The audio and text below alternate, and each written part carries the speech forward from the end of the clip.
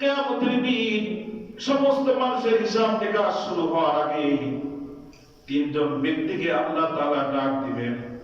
এর মধ্যে একজন হবেন শহীদ। তাকে ডাক দিয়ে আল্লাহ পাক রব্বুল আলামিন তার সমস্ত নাজ নিয়ামতের কথাগুলো তাকে স্মরণ করায় দিবেন। আল্লাহ তাআলা তাকে সব নিয়ামতের কথাগুলো স্মরণ করায় দেওয়ার পর ওই ব্যক্তি বলতে থাকবে, আল্লাহ, আমি দুনিয়াতে আপনাকে রাজি খুশি করানোর জন্য, আপনার সন্তুষ্টি অর্জন করার জন্য কাফেরদের সাথে লড়াই করতে করতে আপনার রাস্তায় শহীদ হয়েছি। আল্লাহ, আমার এই উদ্দেশ্য ছিল, মেহেরবানি করে আপনি আমাকে কবুল করেন। আল্লাহ পাক রব্বুল আলামিন তখন তাকে শোনায় দিবেন, না না, দুনিয়াতে মানুষ তোমাকে বড় বীর বলবে, বড় বাহাদুর বলবে। এই সুনাম সুখ্যাতি অর্জনের জন্য তুমি জিহাদ করেছিলে, শহীদ হয়েছিলে, সুতরাং সেটা তো বলা হয়ে গেছে। আজকে এটার কোনো বিনিময় নাই, কোনো বিনিময় নাই। আজকে বিনা হিসাবে তোমাকে জাহান্নামের মধ্যে নিক্ষেপ করা হবে। ফেরেশতাদেরকে নির্দেশ করা হবে, যাও তাকে পাকড়াও করো, তাকে অর্ধমুখী করে জাহান্নামের মধ্যে নিক্ষেপ করো। বলেন নাউযুবিল্লাহ। এরপরে ডাকা হবে একজন আলেমকে, সমস্ত নাজ নিয়ামতের কথা স্মরণ করায় দিবেন আল্লাহ তাআলা। ওই ব্যক্তি সবকিছু তার সামনে আয়নার মতো ঝকঝকে ক্লিয়ার হয়ে যাবে, সে সব নিয়ামত সম্পর্কে জানতে পারবে। আল্লাহ পাক রব্বুল আলামিন বলবেন, এত ইলমে দ্বীনের মতো গুরুত্বপূর্ণ একটা নাজ নিয়ামত আমি তোমাকে দিয়েছিলাম, এটার জন্য শুকরিয়া স্বরূপ তুমি কি আদায় করেছো? তখন এই ব্যক্তি বলবে, আল্লাহ, তোমার সন্তুষ্টি অর্জনের জন্য, তোমাকে রাজি খুশি করানোর জন্য আমি নিজে ইলমে দ্বীন শিক্ষা অর্জন করেছি, মানুষকেও শিক্ষা দিয়েছি। আল্লাহ বলবেন, না না, তুই তো আমাকে শিক্ষা, আমার সন্তুষ্টি অর্জন করার জন্য ইলমে দ্বীন শিখিস নাই, আমাকে সন্তুষ্টি করার জন্য, রাজি খুশি করার জন্য ইলমে দ্বীন শিখিস নাই। তুই তো ইলমে দ্বীনের জন্য শিক্ষা অর্জন করেছিস যে মানুষ তোকে বড় আলেম বলবে, মানুষ তোকে বড় ওয়াইজ বলবে, মানুষ তোকে বড় জ্ঞানী বলবে। এই জন্য তুই ইলমে দ্বীন শিক্ষা অর্জন করেছিস। যা যা, সব তো বলা হয়ে গেছে। আজকে তোর প্রতিদান হলো জাহান্নাম। ফেরেশতাদেরকে নির্দেশ করা হবে, ফেরেশতারা পাকড়াও করে অর্ধমুখী করে জাহান্নামের মধ্যে নিক্ষেপ করবে। বলেন নাউযুবিল্লাহ। একজন সাহাবী আল্লাহর হাবিব সাল্লাল্লাহু আলাইহি ওয়াসাল্লামকে জিজ্ঞাসা করল, ও পয়গম্বর, দুনিয়ার মধ্যে সবথেকে নিকৃষ্ট কে, একটু জানায়া দেন।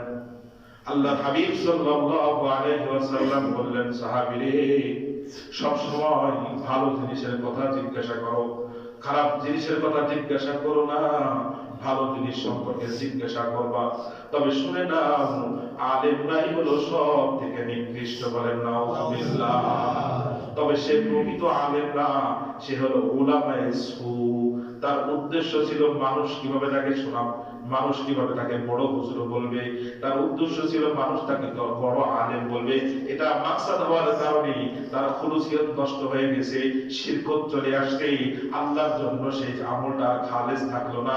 এই জন্য আল্লাহ পাক রব্বুল আলামিন কোরআনের অপর এক জায়গায় বলেন, ইন্নাল্লাহা লা ইয়াগফিরু আন ইউশরাকা বিহি ওয়া ইয়াগফিরু মা দুনা যালিকা লিমান ইয়াশা। আল্লাহ পাক রব্বুল আলামিন শিরকের গুনাহ ক্ষমা করেন না।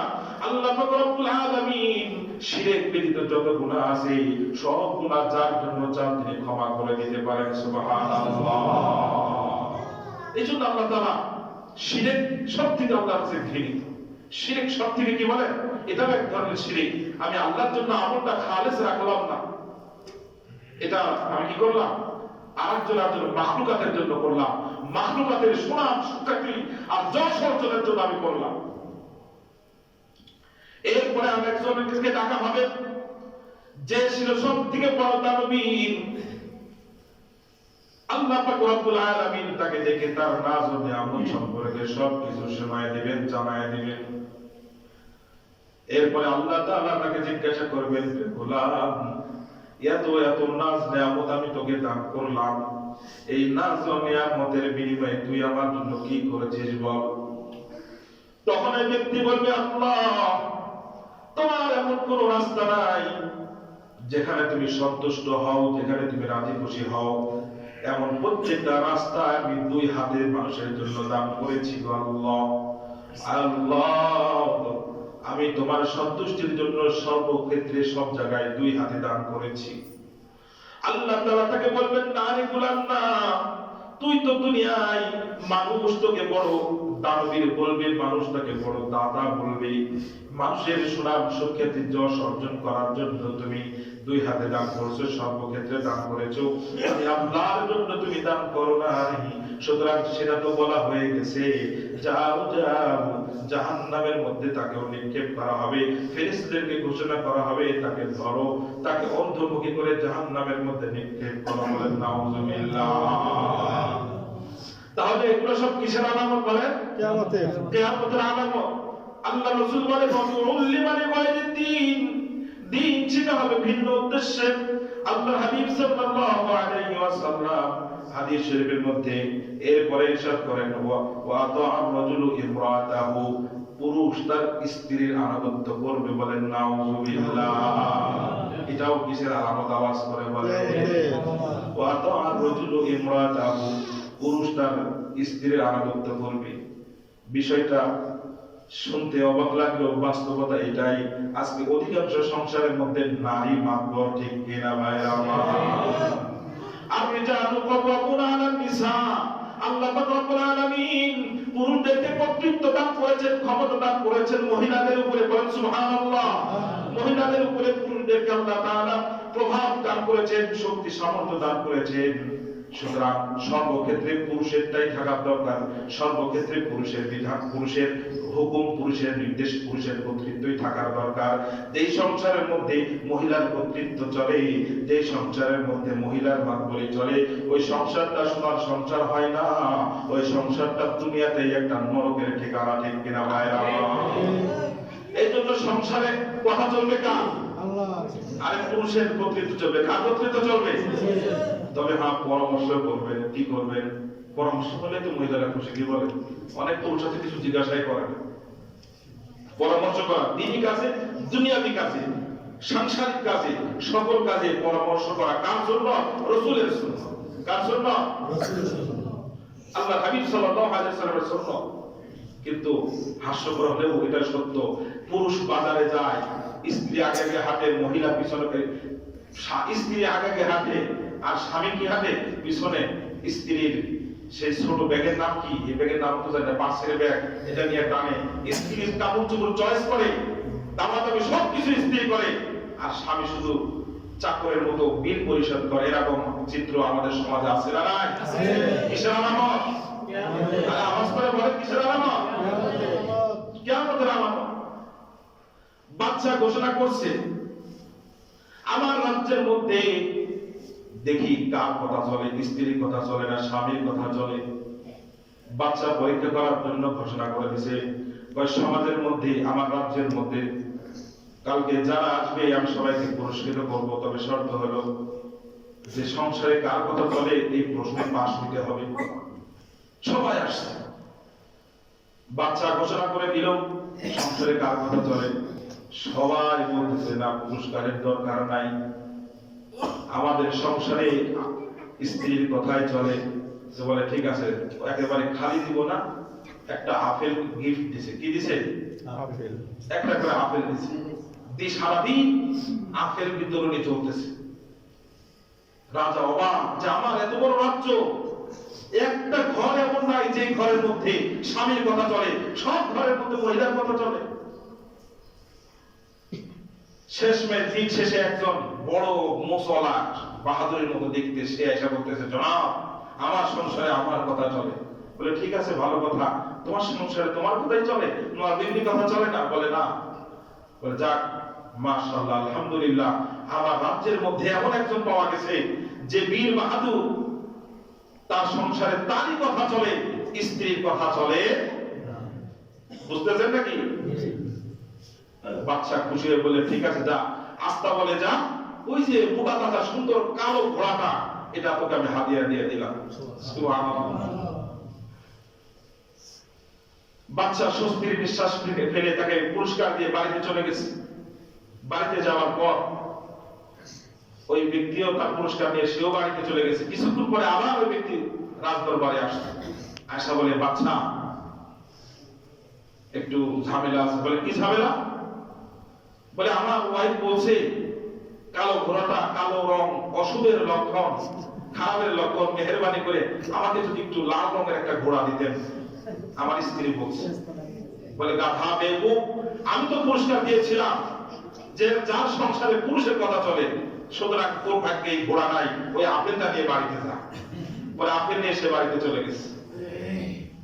রাতের বেলা মন্ত্রী তার দরবারে আসছে। এত রাত্রে তুমি আমার বাড়িতে ব্যাপার কি? পরে রাজাকে বলতেছে যে, রাজা আমি তো একটা বিশেষ তাকাজায় আসছি। কি তাকাজা? বলে, আপনি আজকে রাজ্যবাসীর সকল প্রজাদেরকে আপনি পুরস্কৃত করলেন, একটা করে আপেল দিলেন। আপেলের বদলে যদি 5 কেজি করে চাউল দিতেন, তাহলে তারা কিছুটা স্বাবলম্বী হইতেন, কিছুটা উপকারে লাগতো। একটা আপেল খেলে কি আর 5 কেজি করে চাউল দিলে সংসারে কাজে লাগতো, ঠিক কিনা বলে? তখন বাদশা বলে যে, আসলে চেয়েছিলাম এটাই, আমি 5 কেজি করে চাউলই দিতে চেয়েছিলাম, কিন্তু আমার রানী বলল যে 5 কেজি চাউল না দিয়ে আপেলই একটা করে আপেলই দেন, এই জন্য আপেল দিচ্ছি। এখন মন্ত্রী বলে যে, বাদশা আপনাকে একটু আপেল কেটে দিব? তোর বাদশা লজ্জা পেয়ে গেছে। তোর বাদশা লজ্জার হাসি দিয়ে বলে, ঠিক আছে, ব্যাপার না, তবে তুমি এত রাতে কেন আসছো? তার মন্ত্রী বলে, বাদশা আসলে তো আমি চেয়েছিলাম সকালে আসতে, কিন্তু আমার বিবি বললো এই সুপরামর্শটা রাতেই দেওয়ার জন্য, এই জন্য বিবির কথা শুনে আসছি। বাদশা তখন বলে যে, তাহলে আপনি আর আমাকে দাও দরকার না, তুমি বাড়ি নিয়ে যাও।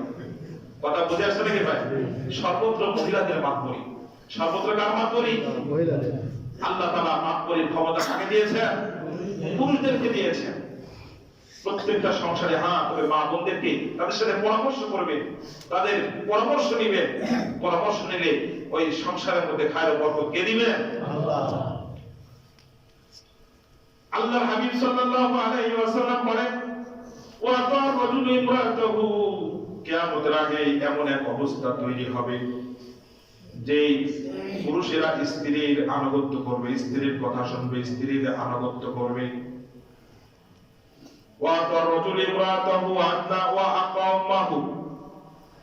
মা অবাধ্য হবে, বিবির কথা শুনে মাকে সংসার থেকে আলাদা করে দিয়েছে, এরকম নজির মনে হয় আমাদের দেশে নাই। স্ত্রীর কুপরামর্শ শুনে মাকে দূরে ঠেলে দিয়েছে, এরকম 1 নয় 2 নয়, হাজার হাজার পরিবারের মধ্যে এই ঘটনা ঘটে, ঠিক কিনা ভাই? মা এমন একটা সম্পদ, আল্লাহ পাক রব্বুল আলামিন কোরআনুল কারীমের মধ্যে ইরশাদ করে বলেন, ওয়াকাদা রাব্বুকা আল্লা তা'বুদু ইল্লা ইয়্যাহু ওয়া বিল ওয়ালিদাইনি ইহসানা। আল্লাহ পাক রব্বুল আলামিন বলেন, ওয়াকাদা রাব্বুকা আল্লা তা'বুদু ইল্লা ইয়্যাহু, তোমার রব ফয়সালা করেছে, চূড়ান্ত সিদ্ধান্ত হলো আল্লাহ তা'বুদু ইল্লা ইয়্যাহু, একমাত্র আল্লাহরই ইবাদত করতে হবে, আল্লাহর ইবাদত ছাড়া দুনিয়ার আর কারো উপাসনা করা যাবে না। আল্লাহ তা'বুদু ইল্লা ইয়্যাহু ওয়া বিল ওয়ালিদাইনি ইহসানা, আর মা বাবার সাথে সৎ আচরণ করতে হবে। কি আচরণ? আওয়াজ করে বলেন, কি আচরণ? ওয়া বিল ওয়ালিদাইনি ইহসানা। এই আয়াতের উপস্থাপনার দিকে তাকালে দেখা যায় আল্লাহ পাক রব্বুল আলামিন সর্বপ্রথম তার হক বর্ণনা করলেন যে, বান্দারে তোমরা একমাত্র আমার ইবাদত করবে। আল্লাহর হক বর্ণনা করার পরে আর কোনো কিছু বিধান না বলে আল্লাহ তাআলা সর্বপ্রথম বললেন যে তোমার মা বাবার সাথে ভালো ব্যবহার করতে হবে। সুবহানাল্লাহ। আল্লাহ তা'বুদু ইল্লা ইয়্যাহু ওয়া বিল ওয়ালিদাইনি ইহসানা। মা বাবার সাথে কি করতে হবে? ভালো ব্যবহার করতে হবে। আমার ভাই দোস্ত বুজুর্গ, ইনশাআল্লাহ আগামী জুমায় মা বাবার বিষয় নিয়ে, মা বাবার হক নিয়ে আলোচনা করা হবে। প্রত্যেকটা বিষয় খুব গুরুত্বপূর্ণ। আজকে সমাজের মধ্যে হাজারো মা বাবা চোখের পানি ঝরে শুধু সন্তানের জন্য, ঠিক কিনা ভাই? অনেক সন্তান আছে মা বাবার সাথে দুর্ব্যবহার তো আর ভালো কথা, মা বাবার সাথে মা বাবার গায়ে হাত তুলতে পর্যন্ত দ্বিধাবোধ করে। অনেকে মুখের ভাষা খারাপ ব্যবহার করে, সেটা তো আল্লাহ তাআলা নিষেধ করতেছেন, ওয়ালা তাকুল্লাহুমা উফিন ওয়ালা তানহারহুমা ওয়ালা তাকুল্লাহুমা উফিন। তারা উফ শব্দ বলবে, এতটুকু আচরণ করতে পারবা, নিষেধ। তাদের সাথে উফ শব্দটা পর্যন্ত ব্যবহার করো না। ওয়ালা তানহারহুমা, তাদেরকে ধমকও দিও না। কার কথা? কার কথা? আওয়াজ করে বলেন, কার কথা? মা বাবাকে ধমক দেওয়া যাবে না, কিন্তু কিছু সন্তান নামের কুলাঙ্গার আছে, মা বাবার গায়ে হাত তুলতে পর্যন্ত দ্বিধাবোধ করে না। আমার ভাই, দোস্ত, বুজুর্গ, দুনিয়াতে কিছু অপরাধ এমন আছে যেগুলো আল্লাহর কাছে ক্ষমা চাইলে আল্লাহ মাফ করে দেন, ঠিক, তওবা আল্লাহ তাআলা কবুল করেন, ঠিক, কিন্তু ওটার শাস্তি দুনিয়াতে ভোগ করতেই হবে। এর মধ্যে একটা হলো মা বাবা। মা বাবার গায়ে যদি কেউ হাত তুলে, তাদের সাথে যদি কেউ বেয়াদবিমূলক আচরণ করে থাকে, তাহলে আল্লাহর কাছে ভুল বুঝছে, মাও ক্ষমা করে দিয়েছে, বাবাও ক্ষমা করে দিয়েছে, নিজে আল্লাহর কাছে নামাজ পড়ে তাহাজ্জুদ করে ক্ষমা চেয়েছেন, দিলে আশায় দিয়েছে আল্লাহ মাফ করে দিয়েছেন, কিন্তু তারপরেও এটার শাস্তিটাকে মৃত্যুর আগে দুনিয়াতে ভোগ করতেই হবে। আমার ভাই, দোস্ত, বুজুর্গ, মা বাবার ইজ্জত করবো তো ইনশাআল্লাহ, মা বাবার ইজ্জত করবো তো ইনশাআল্লাহ।